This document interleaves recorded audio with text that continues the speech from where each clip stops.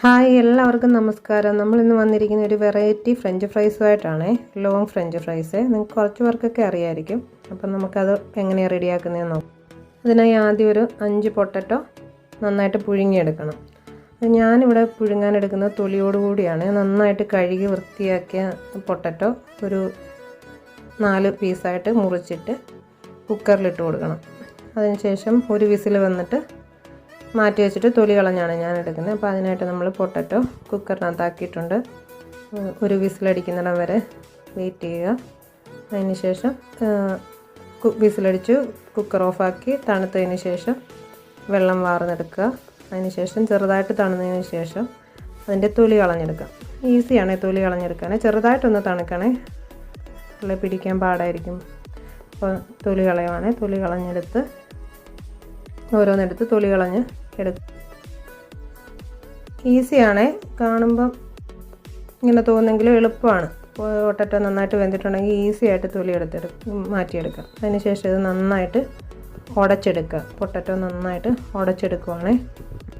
അതിനുശേഷം അതിലേക്ക് 1/2 cup cornflour ചേർത്ത് കൊടുക്കുന്നുണ്ട്. കോൺഫ്ലവർ, ആവശ്യത്തിന് ഉപ്പ്, ചില്ലി ഫ്ലേക്സ് ഇട്ട് നന്നായിട്ട് ഇളക്കുക. ഒരു 1/4 ടീസ്പൂണ് പെപ്പർ പൗഡർ കൂടെ ചേർക്കുന്നുണ്ട്. ഇവിടെ ചേർത്ത് നന്നായിട്ട് കുഴച്ചെടുത്തിട്ടുണ്ട്. കുഴച്ചെടുത്തതിന് ശേഷം നമുക്കത് ഒന്നെങ്കിൽ ഒരു സിപ്പ് ലോക്ക് കവറിലാക്കിയിട്ട് നന്നായിട്ട് ചപ്പാത്തി റോളർ വെച്ചിട്ട് നമുക്ക് നന്നായിട്ട് റോൾ ചെയ്തെടുക്കാം. അതൊരു ഈ ചതുര ഷേപ്പിൽ കിട്ടുന്നതിന് വേണ്ടിയിട്ടാണ്. അല്ലെങ്കിൽ ചതുര ഷേപ്പിലുള്ള ഏതെങ്കിലും പാത്രത്തിലോട്ട് മാറ്റിയിട്ട് നന്നായിട്ട് പ്രസ് ചെയ്ത് കൊടുത്ത് ആ ഷേപ്പിലാക്കി എടുക്കണേ.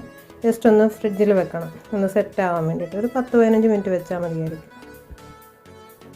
അതിനുശേഷം അതെടുത്തിട്ട് നമുക്ക് പീസാക്കി എടുക്കണം.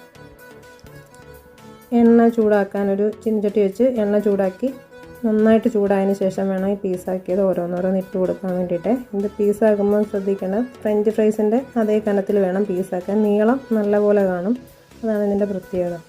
അപ്പോൾ പീസാക്കിയതിന് ശേഷം ഓരോന്നായിട്ട് എടുത്തിട്ട് നമുക്ക് ചൂടായ എണ്ണയിലേക്ക് ഇട്ട് കൊടുക്കാം.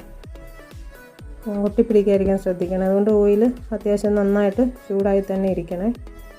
ചൂടായ എണ്ണയിൽ ഇടാവുള്ളൂ, അല്ലെങ്കിൽ പരസ്പരം ഒട്ടിപ്പിടിക്കുവേ. അത് ഇട്ട് കൊടുത്തതിന് ശേഷം എല്ലാം കൂടെ നമ്മൾ ഇളക്കി കൊടുക്കണേ. ചെറുതായിട്ട് പൊട്ടിപ്പോവില്ല. നമ്മൾ കോൺഫ്ലവറോടെ ചേർത്തിരിക്കുന്ന കാരണം പൊട്ടിപ്പോവില്ല. ഒരു ഗോൾഡൻ ബ്രൗൺ കളർ ആകുമ്പോഴത്തേക്കും നമുക്കത് എണ്ണയിൽ നിന്ന് കോരാം. കണ്ടോ, നമ്മൾ ലോങ് ഫ്രഞ്ച് ഫ്രൈസാണ്. നല്ല ക്രിസ്പിയാണ്, നല്ല ടേസ്റ്റിയാണ്. കണ്ടോ, ഇത് ഫ്രഞ്ച് ഫ്രൈസ് ആയ കാരണം പിന്നോട്ട് നേരത്തെ വന്നിട്ടുണ്ട്. അത് നോക്കാൻ വേണ്ടിയിട്ട് എന്തോ ചെയ്യുന്നത്.